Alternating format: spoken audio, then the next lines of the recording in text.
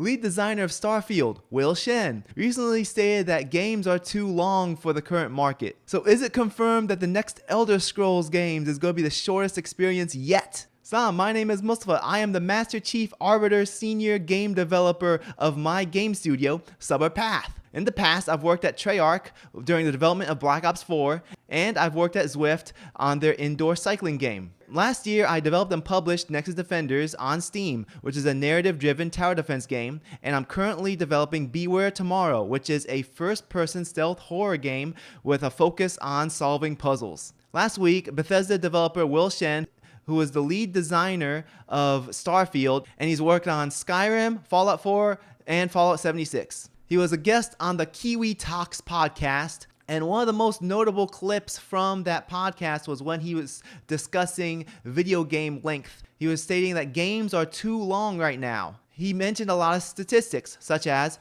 75% of players will only play up to 5 to 10 hours of the game. He mentioned that short games like Mouthwashing, which was about 3 hours long, can find success, also build a strong community around the game because everyone who's a fan of the game has likely beat the game due to the fact that it's so short. They discussed that the demographic has changed, becoming more money rich and time poor versus being time rich and money poor. So were the points that he brought up valid? When I looked at the comment section for this clip, I noticed a lot of people commenting seemed very upset with Will. Some people are saying it's an unfair comparison to compare a 3-hour indie game to a 100-hour RPG. Some were saying that this is outdated thinking and that the market has embraced games that provide thousands of hours through games as a service. So what are my thoughts on what Will has said? First off, his point about completion rates. That 75% of players complete about 5 to 10 hours of the game. What he said does align with industry trends with AAA games. Most players don't complete their games. If you look at Steam achievements, which show you the percentage of how many people have gotten the achievement, the data shows that the completion rate for most AAA games is less than 25%. If you look at major AAA titles and you look for the achievement that unlocks when you complete the story or the campaign, then you'll see that a majority of these games have around 20% or less completion rate. Yes, there are some exceptions to the rule, but those games don't write the rule. For example, Elden Ring. That game has probably about a 50% completion rate, considering such a high percentage have unlocked achievements for the endings. I think Elden Ring is an exception because of the fact that most people who bought Elden Ring knew exactly what they were going into when they bought it. They knew it was going to be a long game. And because of the high quality and how much they enjoyed it, they wanted to play through the whole game. But again, it's an exception. It's not the rule. If you look at a lot of other AAA titles, most of the player base for those AAA titles have not finished the game. Now, a statement about the demographic change. There has been a generational shift. Millennials my age have grown up playing video games. And a lot of us are still fans of video games. We still want to play video games. But because we've aged, our responsibilities have changed. We're working full-time jobs. A lot of us are building families. Things have changed for us. Our playing habits have changed. Yes, Will and the podcast host are correct by saying that this demographic, the millennials, are more money rich than time rich. If we look at the people who are money poor and time rich, such as Gen Z, teenagers, we can look at the games that trend to be the most popular with them. Those games are either free-to-play games such as Roblox, Fortnite, Call of Duty, Warzone, Fall Guys, Apex Legends. Games that suck up a lot of their time but they're able to play for free, or games that they pay once and they can kind of just play forever, such as Minecraft, Grand Theft Auto 5, Animal Crossing, which are all games that are very popular with Gen Z right now. So if we're talking about single-player games that AAA publishers are trying to sell to people with money, the people who have the money to buy these games are limited on time. I want to reference this GDC lecture titled Identifying Indie, a study of who plays what and why. This lecture is for indie developers so that they can focus on how to market their game and make money. It seems a bit more difficult to find information on the completion rates of AAA games outside of looking at achievements, but we're going to take a look at the data on indie games since it's still relevant to this discussion. Within this presentation, the presenter, he shows a study that was put together by Humble Games and Interpret. This study, they go over the studying and buying habits of indie game buyers. I want to emphasize this is a study on indie games, not AAA games. Within this study, they form three different demographics. The traditional game buyer, which is a person who buys 0 indie games and only purchases AA or AAA titles. You have the light indie game buyer who buys 1 to 4 indie game a year. And then you have the regular indie game buyer who buys 5 or more indie games a year. The traditional game buyer spends about 12.3 hours of gaming per week, while the light indie game buyer spends about 14.4 hours a week on average, and the regular indie buyer spends 50% more time playing games each week than the traditional game buyer. The person who buys lots of indie games spends much more time playing games than the person who only buys AAA and AA games. This is important to take note that people who play more games own more games. The people who buy less games on average will play games less often per week. In this study, they found that indie gamers frequently juggle multiple games. So that means a reduction of time spent per game if they're playing more games at the same time.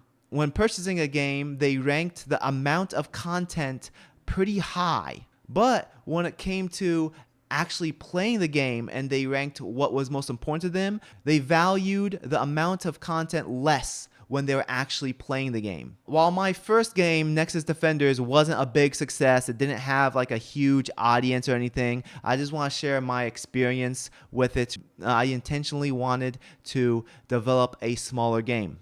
I spent 16 weeks from conception to launch developing the game. When the game was initially launched, it had only 7 levels. Now it has 8 levels because I added an 8th map, which is a survival mode map. But just the campaign alone, it's around 4 hours for the average player to beat my game, Nexus Defenders. Despite it being a very short game and it got good reviews, the median play time of the game is about an hour. Many things can factor into this. Maybe the game wasn't interesting enough for people to continue playing. Maybe they thought they got enough out of it. The fact is, the majority of the players did not experience about 75% of the game. This experience directly shaped how I'm approaching my current project, Beware Tomorrow. I'm trying to make sure it's a game that people can beat but also enjoy. But I'm also going to be fair to my customers. I'm not going to overcharge for a short game. I don't believe in slapping a $5 price tag on a walking sim that literally takes you 13 minutes to get through. Because if I treat my customers unfairly, they're not going to come back and buy any of my other games. Beware Tomorrow is currently in development right now. Things have been pretty hectic, especially with things going on with my life and a new baby in the family. Lots of stuff going on. So despite that, I'm still shooting for a end of January release. If this looks interesting to you, then please add it to your Steam wishlist. I'm not the only indie developer who has a focus on making smaller games. Indie game development is a circle of its own on YouTube. During 2024, it was a trending message for indie game developers to say, make smaller games. For the longest time, indie game developers were afraid of making small games. They were afraid of Steam's return policy, which allows customers to return a game if they haven't played 2 hours of it. I'm not afraid of this policy because from what I've observed, this is a very small percentage of people who will try to play as much of a game as possible and return it. I think most people who return the game are people who are actually upset with the game or unable to play it, etc. I don't think there's a mass epidemic of people trying to buy a game, beat it in less than 2 hours, and trying to return it. And many indie game developers are noticing this, so now they're finally starting to work on smaller games. The biggest benefit for developing a small game is a smaller budget, especially for indie game developers who don't have the money or time to spend on these games that might not even pay off at the end. I've seen so many game developers working on their dream game for 5 years, and then when they release it, nothing happens.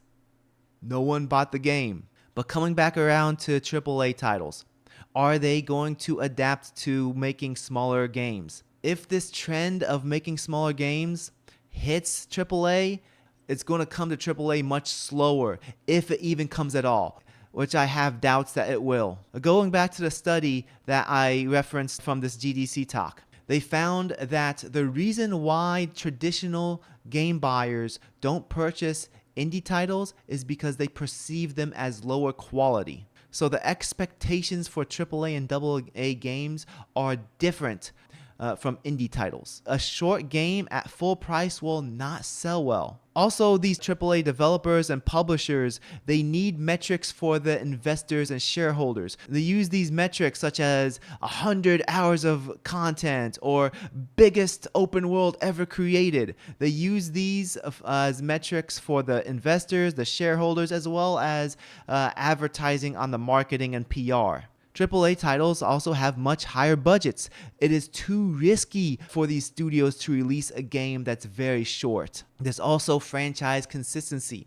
If a franchise has built itself to have such large open worlds such as Assassin's Creed, and then if they release a sequel that takes 5 to 10 hours to complete, it's not going to meet the fans' expectations. My opinion is that AAA games will continue to have this problem. An oversaturation of long games that a fraction of the audience are actually completing. Going back to the traditional game buyer audience who only buys AAA and AA games, it's going to become a turnoff for them. They're not going to want to buy more long games when they already have their long games. They already have their Skyrim and their Fallout. They don't want to buy Immortals Phoenix Rising because they already have Assassin's Creed or Zelda Wind Waker. They can't bite off and chew another game that's this big. Here are my suggestions to help solve this problem. I'm not saying stop making giant games altogether. There are always going to be people who love Skyrim or Witcher 3 or these large RPGs that have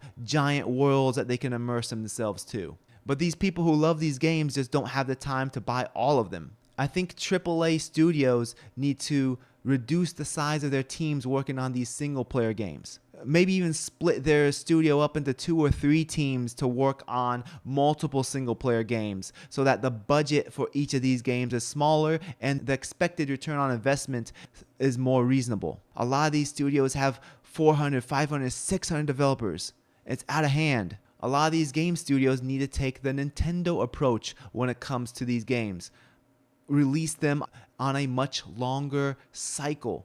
That way the fans will be excited when a new one comes out. Think of how less exciting it would be for Mario fans if a new Mario game came out every single year. Not only would there be too many Mario games, but of course the quality of them would be going down. But personally, I don't think that these AAA studios will make these changes.